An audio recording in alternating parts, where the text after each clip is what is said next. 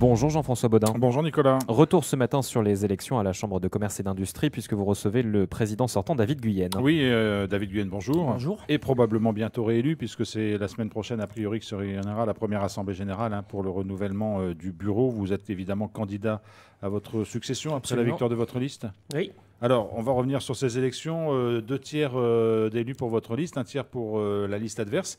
Vous avez déjà commenté en étant satisfait de ce résultat de participation, mais aussi de clarté, dites-vous, pour la mission de la Chambre de commerce. Comment les choses vont se passer maintenant ? Il va falloir un peu apaiser les tensions parce qu'on sait que cette élection a été un peu compliquée. Oui, je pense que les résultats sont de très bons résultats et j'en profite pour remercier les 2800 chefs d'entreprise qui se sont mobilisés. Alors pourquoi ce sont de bons résultats ? C'est parce que dans chaque secteur d'activité, que ce soit en commerce, industrie ou service, notre liste, qui je rappelle a eu un programme très clair et aussi un ADN pour la CCI très clair, est arrivée en tête. Et quand on arrive en tête, on a la légitimité de pouvoir dérouler le programme et de le dérouler dans des conditions transparentes, notamment tous ceux qui veulent construire, tous ceux qui veulent participer à la mission de la CCI dans les 5 prochaines années sont bienvenus. Je rappelle qu'on s'appelle une chambre pour tous. Donc nous travaillerons avec tout le monde, quel qu'il soit. Et j'ai envie de dire, aujourd'hui, on ne parle même plus de liste, en fait. On parle d'élus. On parle d'élus, d'une équipe de 33 élus. Il y avait eu des reproches faits à la gouvernance, notamment. Est-ce qu'il y a des choses qui vont bouger ? Est-ce que vous allez tenir compte quand même de ce que vous avez entendu dans la campagne ou ça n'a pas lieu d'être selon vous ? Je pense que, au contraire, notre message sur une gouvernance claire, une équipe unie, et j'ai envie de dire aussi une démocratie directe du monde économique a été entendu, puisque par opposition, le message des syndicats professionnels qui s'invitent tous dans la Chambre de commerce n'a pas été entendu. En revanche, ce que l'on peut dire, c'est que oui, dans toutes les missions de la CCI, on continuera à travailler avec les syndicats professionnels qui font partie intégrante et une partie utile, active et proche de l'écosystème économique calédonien. Alors on va parler maintenant des priorités de ce second mandat pour vous, puisqu'elles sont différentes forcément du premier. Il y a eu les émeutes entre-temps. Aujourd'hui, c'est la reconstruction qui va vraiment accaparer les équipes de la Chambre de commerce et d'industrie. Oui, il y a plusieurs éléments. En fait, déjà, le fait que les élus qui ont été choisis sont des chefs d'entreprise qui souffrent beaucoup de la situation, soit parce que leurs entreprises ont été détruites, soit parce que le monde aujourd'hui économique calédonien et social ne va pas bien. Ils vivent ce que la plupart des chefs d'entreprise vivent, et de manière même parfois amplifiée. Et ce qu'ils vont faire dans leurs entreprises, ils peuvent l'apporter à la CCI pour accompagner au mieux les chefs d'entreprise. Il y a 2 cas de figure.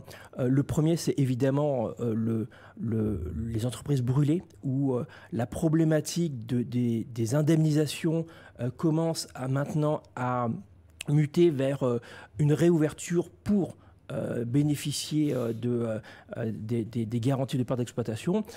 Et le deuxième cas de figure sont les entreprises qui, elles, tiennent toujours et la survie est toujours leur problème principal. Ce que vous voulez dire, c'est que l'urgence, avant de parler de reconstruction, c'est d'abord l'accompagnement des entreprises en difficulté ? Oui, c'est en tout cas, être toujours à l'écoute des problématiques du moment des entreprises et de pouvoir, par les moyens de la CCI, par son rôle de tiers de confiance, de pouvoir d'abord leur donner tous les éléments pour répondre à leurs attentes, mais aussi de sensibiliser et de faire des propositions auprès des décideurs, qu'ils soient État ou gouvernement de la Nouvelle-Calédonie. Alors quand on parle de reconstruction, on sait qu'il y a des financements importants attendus. Il y a 27 milliards d'aides qui ont été décidées, qui doivent être encore adoptées en Calédonie par le biais de la DM6. Il y a ces 120 milliards de prêts au global promis par le gouvernement Barnier qui n'existent plus aujourd'hui, donc on ne sait pas ce qu'ils vont devenir. Est-ce que sur le financement, même s'il y a aussi des zones d'inquiétude, des zones d'ombre, vous êtes plutôt serein ou vous êtes encore inquiet sur ce que la France va apporter ?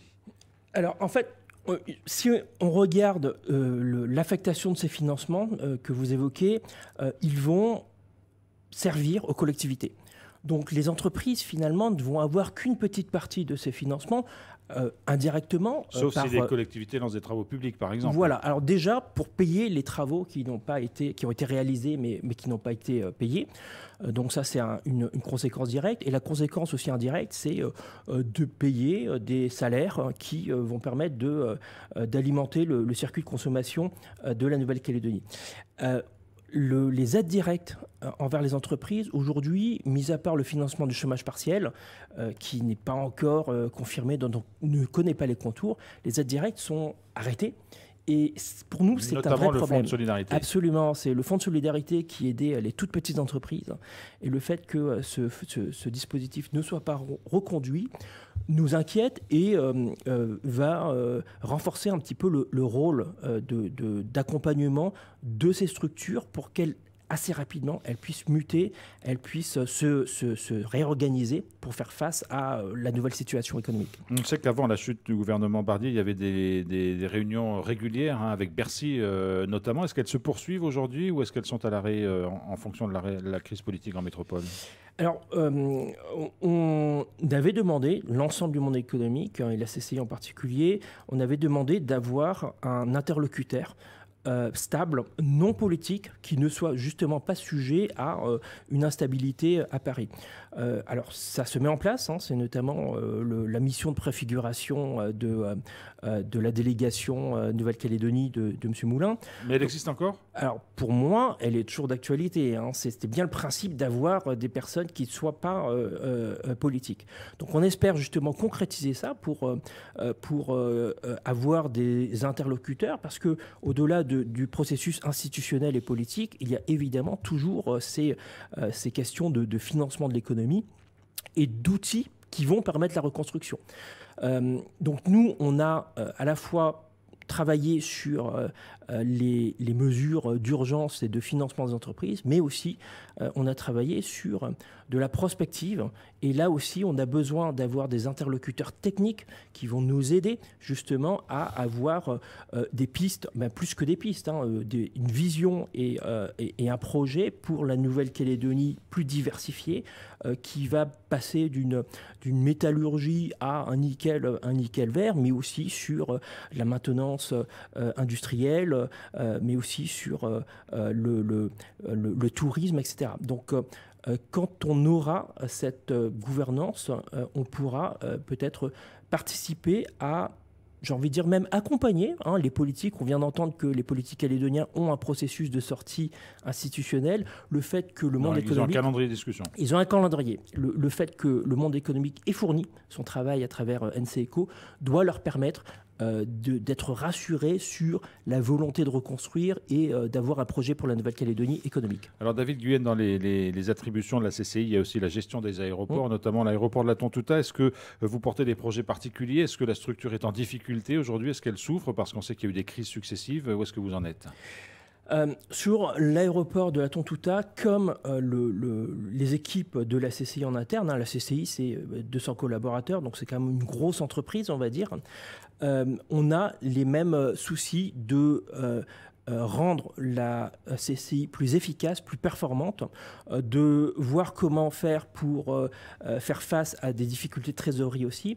Et concernant l'aéroport de la Tontouta, on a aussi un engagement très fort, celui que l'aéroport international ne doit pas faire partie des négociations politiques, ne doit pas faire partie des tractations politiques suite à, dans le cadre de l'avenir institutionnel.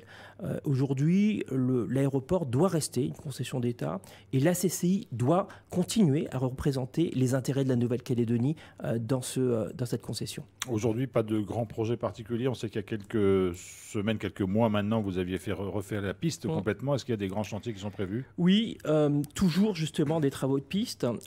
Et au-delà de ça, on a une prolongation d'1 an, et donc c'est de travailler sur une prolongation plus longue qui va permettre justement de définir des investissements qui vont profiter aux entreprises de Nouvelle-Calédonie. David Guyenne, vous l'avez dit, plus de 200 salariés à la Chambre de commerce et d'industrie. Est-ce que vous aussi, vous êtes évidemment touché par la crise ? Est-ce qu'il y a des efforts à faire en interne ? Est-ce que vous parlez de plan social ou de réduction de la masse salariale ? Enfin, est-ce que vous subissez vous aussi, CCI, les effets de la crise ? Oui, On subit déjà des départs, et des départs qui ne seront pas renouvelés, à peu près 10, un peu plus de 10% des effectifs. On subit des problèmes de trésorerie, puisque notre financeur est le gouvernement de la Calédonie. On sait que ses finances sont très fragiles. Donc il faut qu'on montre l'exemple d'un service public efficace qui arrive à se mutualiser, ses moyens, notamment avec d'autres chambres consulaires, mais pas que. Aujourd'hui, l'accompagnement et le développement économique est partagé parfois avec l'État, parfois avec la Nouvelle-Calédonie, parfois avec les provinces, surtout avec les provinces. Et donc, il faut qu'on puisse travailler sur cette mutualisation dans l'ensemble des strates administratives de la Nouvelle-Calédonie pour le bien des Calédoniens et surtout de leur fiscalité. La mutualisation des chambres consulaires, ça fait un petit moment qu'on en parle. On sait que vous êtes poussé Oui. par un certain nombre d'élus. Est-ce que ça va avancer ou est-ce qu'il y a déjà des choses qui se mettent en place? Eh bien, c'est surtout qu'elle était à l'ordre du jour de la précédente mandature et on a bien avancé, notamment avec la Chambre d'agriculture. Aujourd'hui, il faut qu'on avance encore plus sur une mutualisation physique de moyens partout en Calédonie. Mais oui, c'est un sentiment, enfin une vision qui nous anime tous, chambres consulaires, et le fait d'avoir renouvelé l'ensemble des mandatures dans une continuité permet d'aborder avec beaucoup de sérénité cette mutualisation. Vous voulez dire qu'après la phase électorale, il va y avoir une vraie phase de travail qui va se poursuivre? C'était bien notre engagement. Dans Oui, toutes les chambres. C'était bien notre engagement. Le changement de la continuité, c'est d'abord la continuité de l'engagement, la continuité d'un projet et un changement pour prendre en compte ces nouveaux secteurs qu'il va falloir développer et sur lesquels la Nouvelle-Calédonie va devoir se reposer pour continuer à construire. Alors un mot pour terminer, David Guyenne, vous l'avez évoqué, les partenaires politiques calédoniens ont défini un calendrier de discussion en 2 phases, une première phase de 15 décembre au 15 janvier entre eux, si j'ose dire, et puis après sous l'égide de l'État jusqu'à fin mars pour éventuellement trouver un accord qui aujourd'hui semble incontournable si on veut que l'avenir institutionnel puisse bouger. Est-ce que cette visibilité peut vous aider dans les travaux que vous allez mener si ces discussions se mettent en place comme elles ont été annoncées? Alors, nous, le monde économique, après les émeutes, on s'est tous réunis pour écrire notre projet commun. Ce projet commun, NCECO, on l'a transmis aux différents partis politiques et aux différentes parties prenantes de ces négociations avec 3 messages forts. D'abord, il nous faut du temps long pour pouvoir investir, pour pouvoir reconstruire.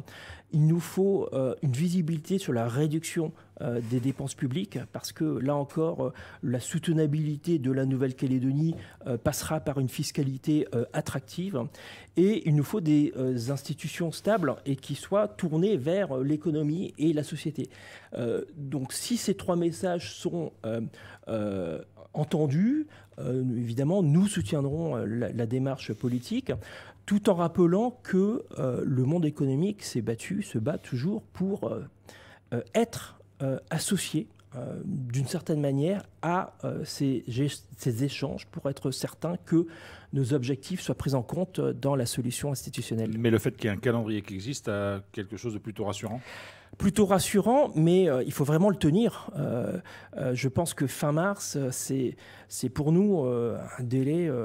On n'arrive même pas à comprendre pourquoi on n'avance pas plus vite, mais si on n'a pas cette visibilité, en pleine période de décision, si on reconstruit ou pas, si on reste ou pas, si on liquide ou pas, les conséquences seront dramatiques, ou en tout cas, elles seront importantes pour la Nouvelle-Calédonie. David Guyenne, président probablement réélu de la CCI dans quelques jours. Merci beaucoup d'avoir accepté notre invitation ce matin. Merci.